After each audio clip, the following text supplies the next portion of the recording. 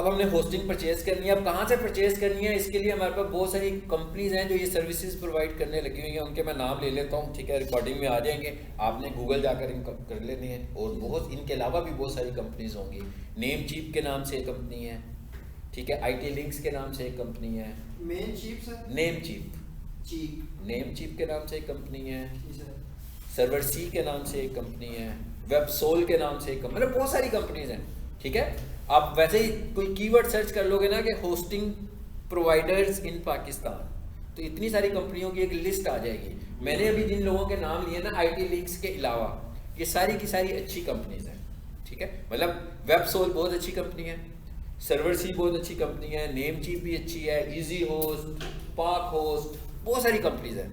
ये क्या करती हैं, ये आपको डोमेन भी सेल करती हैं और ये आपको होस्टिंग भी सेल करती है। सो इसका मतलब क्या होगा कि आपने इन URLs पे जाना है, यहाँ से डायरेक्ट बाई करना है, यहाँ पे जाकर आपने अपना पेमेंट मेथड ऐड करना है, डोमेन आपकी होगी, ठीक है। पैसे जमा कराएंगे, किसी बंदे की ज़रूरत नहीं है, बीच में किसी को डालने की ज़रूरत नहीं है। किसी को डालेंगे तो लाजमी बात है वो अपना कमीशन बोनस वगैरह रख के फिर ही आपको देगा। कि आपको मिसाल के तौर पर 4000 की मिल रही है, तो हो सकता है वो आपको कि ना मैं आपको 4600 रुपये की ले देता हूँ, ठीक है। तो उसमें उसका भी इंसेंटिव शामिल होगा। और कई लोग होते हैं जो एफिलिएट मार्केटिंग कर रहे होते हैं, तो उनके पास लिंक्स होते हैं, वो आपको लिंक भेज देते हैं कि भाई इधर चले जाओ, तो वो बेसिकली उधर से भी वो अर्न कर रहा होता है, लेकिन उसमें आपको कोई नुकसान नहीं होता, ठीक है। मतलब उसमें आपको एक्स्ट्रा पेमेंट नहीं करनी होती, पेमेंट वही वाली होती है जो एक्चुअल होती है, लेकिन उससे उसको फ़ायदा हो जाता है। मतलब मैं आपको कोई लिंक भेजूँ ना कि भाई वेबसोल से अगर आपने परचेज़ करनी है तो इस लिंक पे क्लिक करके परचेज़ कर लो, तो इसका क्या मतलब हुआ, इसका ये मतलब हुआ कि जब आप उस लिंक पर जाएंगे तो उस सेल का मुझे कुछ इंसेंटिव मिलेगा, यानी कि वो मुझे शेयर देंगे उसका। ये एक एग्जांपल है एफिलिएट मार्केटिंग की। इस तरह से ये जैज़ वर्ड वगैरह हो गई, कहते हैं कि पैकेजेस आप इस ऐप से लगाएंगे तो उसी में मतलब हाँ, तो ये कहलाती है एफिलिएट मार्केटिंग, ठीक है। तो होस्टिंग में अब हमने ये देखना है कि हमारी वेबसाइट कितनी बड़ी है, और अगर हमारी वेबसाइट CMS पर बनी हो, वर्डप्रेस वगैरह में बनी हो, तो इसके लिए हमें ज़्यादा होस्टिंग की ज़रूरत होती है।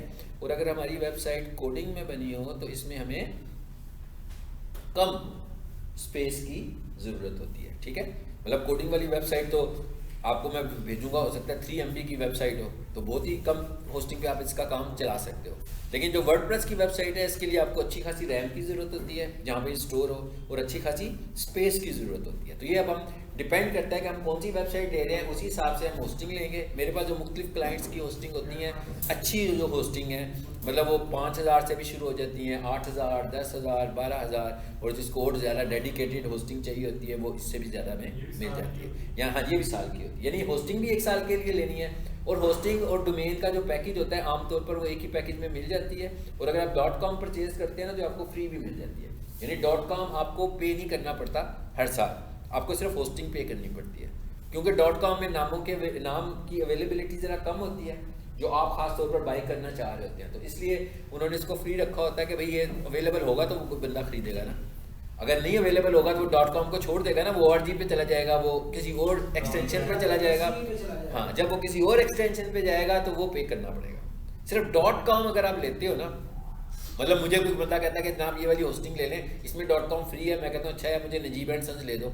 जैसे ही हमने किया पता लगा नजीब एंड सन्स .com में तो सेल हो चुकी हुई है, तो इसका क्या मतलब हुआ, इसका यह मतलब हुआ कि अब मुझे किसी और एक्सटेंशन में जाना पड़ेगा, वो मुझे फ्री में नहीं मिलेगी, ठीक है। सो ये .com है, गूगल से ले सकते हैं फ्री ऑफ कॉस्ट? नहीं, फ्री ऑफ कॉस्ट नहीं मिलेगी,